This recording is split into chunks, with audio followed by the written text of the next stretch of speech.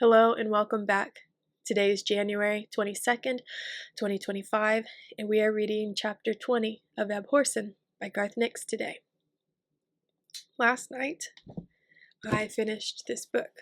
I read to the end, and I cried, and I cried, and I cried some more. And I'm not sure how I'm going to read this book next week. And I don't know how I'm going to do it. I'm going to do my best. I'm an emotional wreck today. And hopefully I won't be an emotional wreck next week when I try to finish this. This book is going to be so hard to read. I've been trying not to watch the news. I've been trying not to do too much social media. I've been trying to stay really grounded in my pursuits and endeavors that I want to focus on doing this year, so that I don't get swept up into all the emotions around me. But I'm an emotional creature, and I'm highly sensitive. I'm very empathetic, and I pick up on how people are feeling around me, and all the celestial events happening, and all the joy and pain around me is I feel the intensity of the moment right now. And this is also an intense time for me because I'm almost done with something that was really hard for me to start in the first place. And now I'm a little over a week away from completing it. And I'm so excited, and I'm also sad. And I feel bad starting this video this way. So I'm sure a lot of you just want to read the chapter and know what's going to happen. But this has meant a lot to me. And I really appreciate you guys being here to listen. And I hope that you're enjoying it. And I've so enjoyed doing this. So as always, I'm going to do my best. But it was really hard to finish this book last night. I've been really diligent about not reading ahead. And I finally told myself, like, Jerica, you better read this a couple of times, or, desensitize yourself a little bit so you can make it to the end of this book. But I don't know. I don't know what's gonna happen. I'll do my best. This chapter shouldn't be too bad, but yeah, I'm a very emotional person. I'm not ashamed of that. So yeah, I'm going to suck up my tears now so I can read, take a drink, and hope I don't gurgle too much in the microphone. I've been trying to edit out all my gurgles. But I hope things have been good where you are. I hope you haven't been too affected by what's going on in the world right now. Many wonderful things are happening, don't get me wrong, but there's a lot of things that are really hurting people, and a lot of people are frightened, and I understand why. I get it. And I hope that even though I'm crying and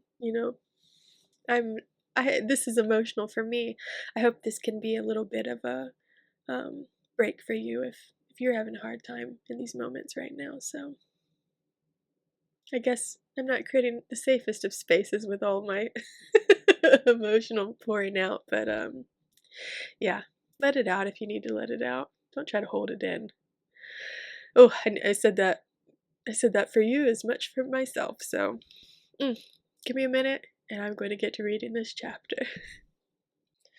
Okay, I'm back, nice and dry. Let's begin chapter 20. The beginning of the end. Dawn was breaking as the truck engines began to cough and splutter once again, then ground to a halt. Lieutenant Tyndall swore as his red chinograph pencil slipped, and the dot he was making on the map became a line, which he turned into a cross. The cross was marked on the thickly clustered contour lines that marked the descent into Fourvale, a broad valley that was separated from Forewind Loch and the mill by a long, low ridge. Lirael had fallen asleep again as the trucks had driven through the night, so she had missed the small dramas that filled the hours as the trucks sped on, not stopping for anything, the drivers pushing much faster than common sense allowed. But they had good luck, or made their own, and there had been no major accidents. Plenty of minor collisions, scrapes, and scares, but no major accidents. Lirael was also unaware of the desertions during the night. Every time the trucks had slowed to negotiate a sharp bend, or had been forced to stop before crawling across a washed-out section of what was a very secondary road, soldiers who could not face the prospect of further encounters with the dead leapt from the trucks and disappeared into the darkness.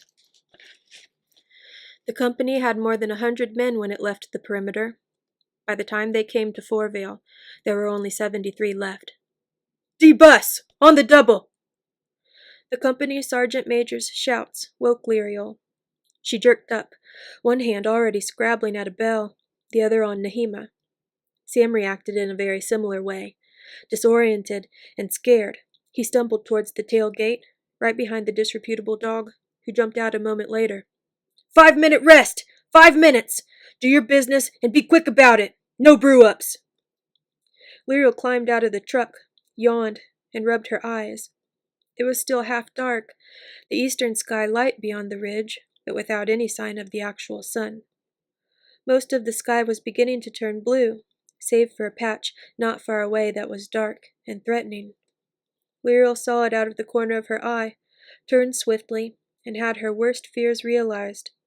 Lightning flashed in the cloud. Lots of lightning, more than ever before, and it was striking down across a wider area, all beyond the ridge. "Forewind Loch, in the mill," said Major Green. "They lie beyond that ridge."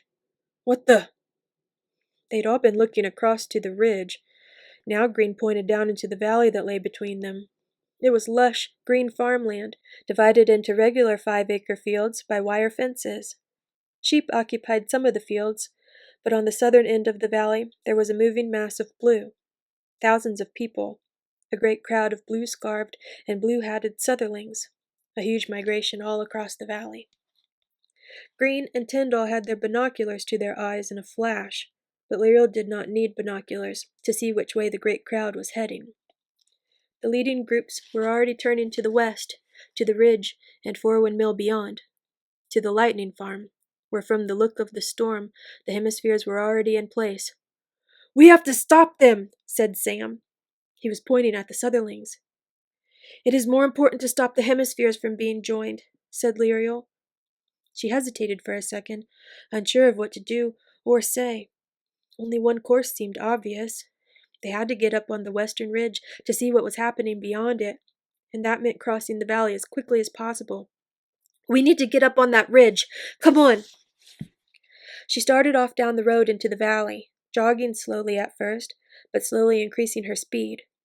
The dog ran at her side, her tongue lolling out. Sam followed a half-minute later, Mogget riding on his shoulders.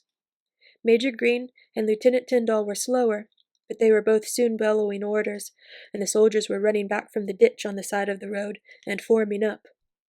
The road was more of a track, but once down the hill, it cut straight through the fields, crossed the stream in the center of the valley at a concrete ford or sunken bridge, and then ran along the side of the ridge.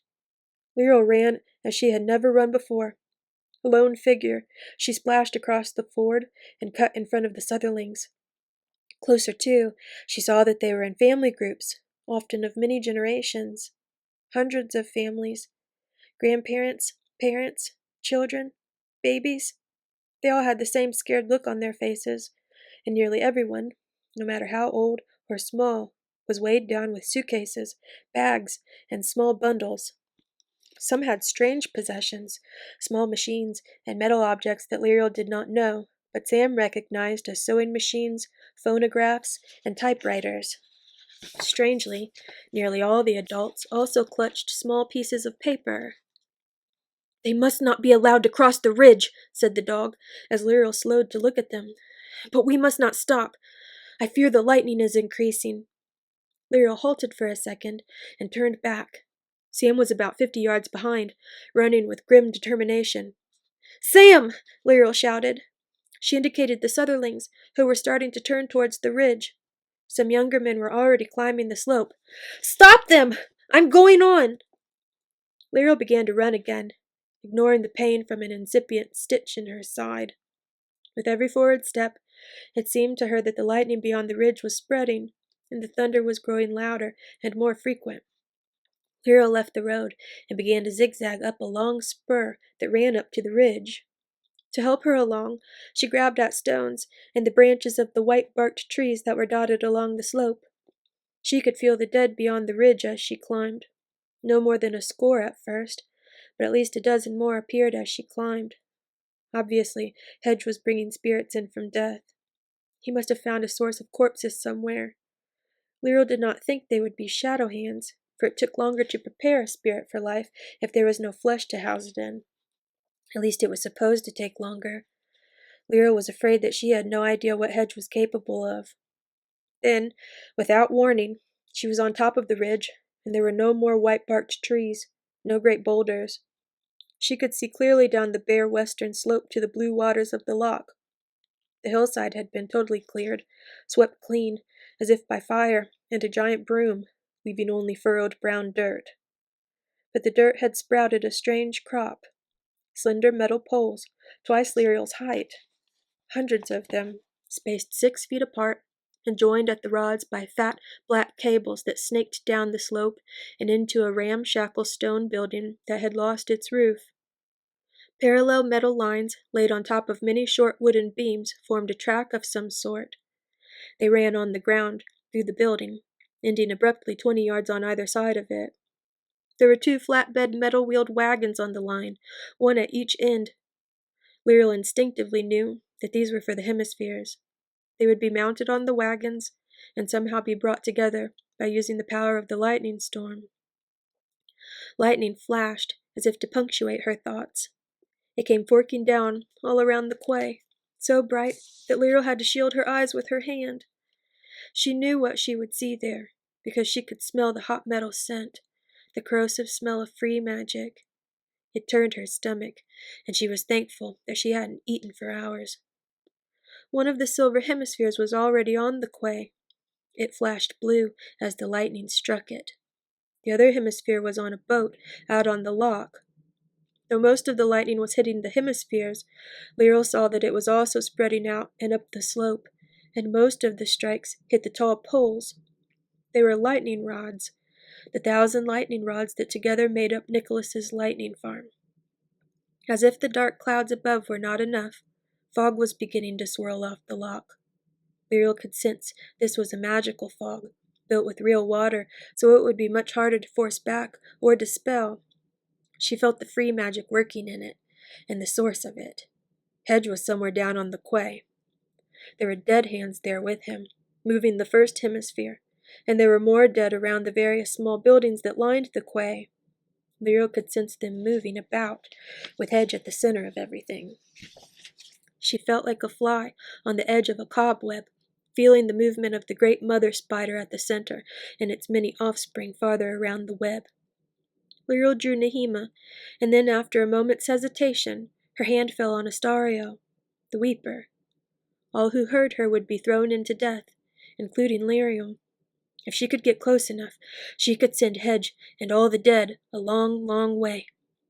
Hedge, at least, would probably be able to return to life, but there was a slim chance Lirael could return as well, and it would gain her precious time. But as she started to draw the bell out of the bandolier, the dog jumped up against her and pushed Lirael's hand away with her nose. "No, mistress," she said. "Sabriel alone cannot prevail here. We are too late to prevent the hemispheres from being joined." "Sam, the soldiers," said Lirael. "If we attack at once—" "I do not think we would easily pass through this lightning farm," said the dog, shaking her head. "The destroyer's power is less constrained here, and the destroyer is directing the lightning. Besides, the dead here are led by Hedge, not Clore." "But if the hemispheres join," Lirael whispered to herself. Then she swallowed and said, "It's time, isn't it?" Yes, said the dog, but not here. Hedge will have noticed us, as we have noticed him. His mind is on the hemispheres for the moment, but I do not think it will be long before he orders an attack. Lirael turned to retreat back down the eastern side of the ridge, then stopped and looked back. Nicholas, what about him? He is beyond our help now, replied the dog sadly. When the hemispheres join, the shard within him will burst from his heart to become part of the whole, but he will know nothing of it. It will be a swift end, though I fear Hedge will enslave his spirit. Poor Nick, said Lirael. I should have never let him go. You had no choice, said the dog. She nudged Lirael behind the knee, anxious to make her move. We must hurry. Lirael nodded and turned back to retrace her path down the slope. As she hurried down, sliding and almost falling in the steeper parts, she thought of Nicholas, and then of everyone else, including herself. Perhaps Nick would have the easiest path. After all, it was likely he would be only the first to die, unknowing. Everyone else would be only too aware of their fate, and they would probably all end up serving Hedge. Lirael was halfway down when an enormously loud, booming voice filled the valley. It shocked her for a second, till she recognized it was Sam, his speech greatly magnified by charter magic. He was standing on a large boulder only 100 yards or so farther down the spur, his hands cupped around his mouth, his fingers glowing from the spell. Sutherlings! Friends! Do not go beyond the western ridge! Only death awaits you there! Do not believe the papers you hold. They offer only lies. I am Prince Samuth of the Old Kingdom, and I promise to give land and farms to everyone who stays in the valley. If you stay in the valley, you will be given farms and land beyond the wall. Sam repeated his message as Lirael panted to a stop next to his boulder. Below it, Major Green's men were strung out in a long line along the bottom of the ridge. The Sutherlings were gathered beyond that line, overlapping it by several hundred yards at the southern end. Most of them had stopped to listen to Sam, but a few were still climbing up the ridge. Sam stopped talking and jumped down. Best I can do, he said anxiously. It might stop some of them, if they even understood what I was saying. Nothing else we can do, said Major Green. We can't shoot the beggars, and they'd overwhelm us if we tried to stop them with just the bayonet. I'd like a word with the police who were supposed to be. One of the hemispheres is already ashore, and the other is close behind, interrupted Lirael, her news provoking instant attention. Hedge is there, and he's raising a fog and creating many more dead. The lightning farm is also beginning to work, and the destroyer is calling down and directing the lightning. We'd best attack at once, said Major Green. He started to take a breath to shout, but Lirael interrupted him again. No, she said. We can't get through the lightning farm, and there are too many dead. We can't stop the hemispheres from joining now. But that means we've lost, said Sam. Everything. The destroyer? No, snapped Lirael. I'm going into death to use the dark mirror. The destroyer was bound and broken in the beginning. Once I find out how it was done, we can do it again. You'll have to protect my body until I can come back, and Hedge is sure to attack. As she spoke, Lirael looked firmly into Sam's eyes, then Major Green's, and the two lieutenants, Tyndall and Gautley. She hoped some sort of confidence was being transferred. She had to believe that there was an answer in death, in the past, some secret that would let them defeat Uranus. The dog is coming with me, she said. Where's Mogget? Here, said a voice near her feet. Lirael looked down and saw Mogget in the shadow of the boulder, licking the second of 2 empty sardine tins.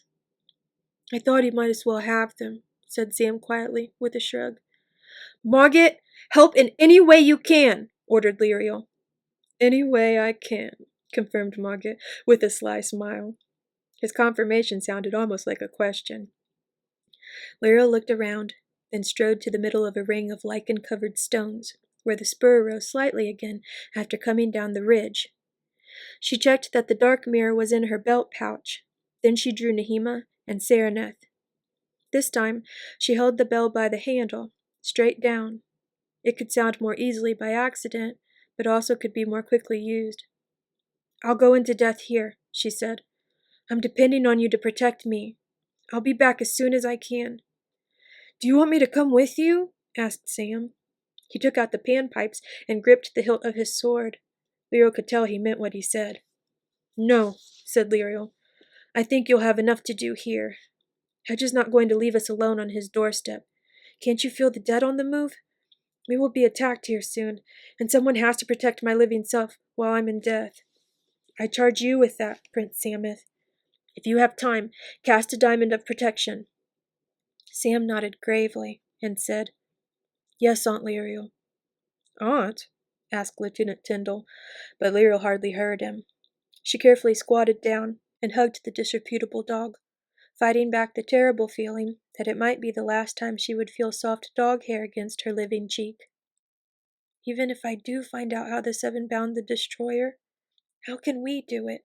she whispered in the dog's ear, so softly no one else could hear. "How can we?" The disreputable dog looked at her with sad brown eyes, but didn't answer. Lirael matched her gaze, and then smiled, a rueful, bitter-sweet smile. "We've come a long way from the glacier, haven't we?" she said. "Now we're going farther still." She stood up and reached out to Death. As the chill sank into her bones, she heard Sam say something, and a distant shout, but the sounds faded, as did the light of day. Lifting her sword, Lirael strode into Death, her faithful hound at her heels. Sam's death sense twitched. Lirael's breath steamed out, and frost formed on her mouth and nose. The disreputable dog stepped forward at her side and disappeared, leaving a momentary outline of golden light that slowly faded into nothing. "Nick! What about Nick?" Sam suddenly called. He hit himself in the head and swore. "I should have asked." "Movement on the ridge," someone called out, and there was a general flurry of activity. Tyndall and Gottlieb ran to their platoons, and Major Green shouted orders. The Sutherlings, who had sat down to listen to Sam, stood up. Individual Sutherlings began to climb up the ridge, and there was a general surge forward by the whole huge crowd of people. At the same time, there was a sudden increase of lightning beyond the ridge, and the thunder rolled in, louder and more constant. "I'm going to close the company in," shouted Green. "We'll form an all-around defense here." Sam nodded. He could sense dead moving beyond the ridge. 50 or 60 dead hands headed their way. "There are dead coming," he said. He looked up at the ridge, then back at Lirael and at the Sutherlings beyond. They were all starting to trudge forward, towards the ridge, not farther back into the valley. The soldiers were already running back towards the spur, the line contracting. There was nothing between the Sutherlings and their doom. "Damn!" swore Green. "I thought you'd stop them." "I'm going to talk to them," declared Sam, making an instant decision. The dead were at least 5 minutes away, and Lirael had charged him earlier to stop the Sutherlings. She would not be in danger if he was quick. "I'll be back in a few minutes, Major Green. Do not leave Lirael. Mogget, protect her." With that, he ran down towards a particular group of Sutherlings he'd seen before, but hadn't really registered as important till a moment before, when he was struck by a sudden thought. The group was led by an ancient matriarch, white-haired, and much better dressed than everyone around her. She was also supported by several younger men and women. It was the only group that was not obviously a family, without children and without baggage. The matriarch was the leader, Sam thought. He knew that much about the Sutherlings, someone who might be able to turn back the human tide. If only he could convince her in the next few minutes. When the dead attacked, anything could happen. The Sutherlings might panic, and many would run the wrong way and be trampled. Or they might refuse the evidence of their own eyes and continue blindly on over the ridge, driven by optimism and hope that finally they would find somewhere to call home. That is the end of chapter 20. So, I hope you enjoyed that reading. If you did, I would love it if you would like this video. Comment if you like. You know I like reading your comments. And if you haven't already, please subscribe to my channel. So, that's it for today. I'm going to go edit and eat something and get a whole bunch of other stuff done today. So I hope you do at least some of that too also. So until tomorrow, I hope you have a great rest of your evening. Take care. I'll see you later. And as always, may your magic manifest.